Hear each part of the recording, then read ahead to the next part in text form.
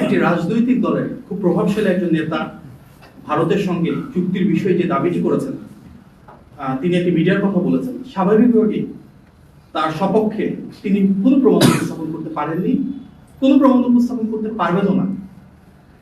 কারণ যে তথ্য মিডিয়া এসেছে বলে তিনি দাবি করেছেন সেটির ন্যূনতম কোনো বাস্তবতা নাই, ন্যূনতম কোনো সত্যতা নাই। তাহলে কি আমরা বলতে পারি যে বিতর্ক তৈরি করার জন্য এটি একটি রাজনৈতিক অপকৌশল? আর যদি ওনাকে ভুল তথ্য প্রদান করা হয় বা বিভ্রান্তি ছড়ানোর জন্য করা হয়, তাহলে কি সেটা ওনার অজ্ঞতা? আমরা মনে করি এটা অপকৌশল বা অজ্ঞতা যেটাই হোক, ভারতের সাথে বিএনপি চুক্তির বিষয়ে যেসব কথা বলা হচ্ছে তা সম্পূর্ণরূপে অপপ্রচার।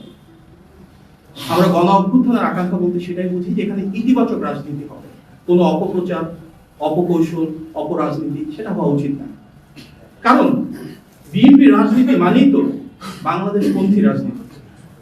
আমাদের নেতা জনাব তারেক রহমানের যে রাজনীতি, সেখানে হচ্ছে সবার আগে বাংলাদেশ, বাংলাদেশের স্বার্থ, বাংলাদেশের সার্বভৌমত্ব, জনগণের ক্ষমতা, এটিকে কেন্দ্র করেই তো বিএনপি রাজনীতি। জনাব তারেক রহমানের নেতৃত্বে কিন্তু আমরা দেখেছি তিস্তার পারে, পদ্মার পারে পানির ন্যায্য হিস্যার জন্য ধারাবাহিকভাবে বিশাল প্রোগ্রাম করা হয়েছে, সমাবেশ করা হয়েছে। এটিই তো বিএনপি রাজনীতি। পেলাদি হত্যার পরে সবার আগে প্রতিবাদ করেছিল বিএনপি, রাজপথে নেমে এসেছিল বিএনপি, দেশনেত্রী বেগম খালেদা জিয়ার নেতৃত্বে।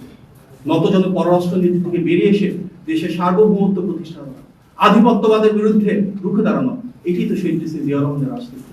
সুতরাং বিএনপি দেশের জন্য, দেশের মানুষের জন্য, বাংলাদেশের স্বাধীনতা এবং সার্বভৌমত্বের জন্য আমাদের নেতৃত্বে সবার আগে বাংলাদেশ প্রতিষ্ঠা করবে। কোন রকম অপপ্রচার না হওয়া, সেটি আমাদের প্রত্যাশা। ধন্যবাদ।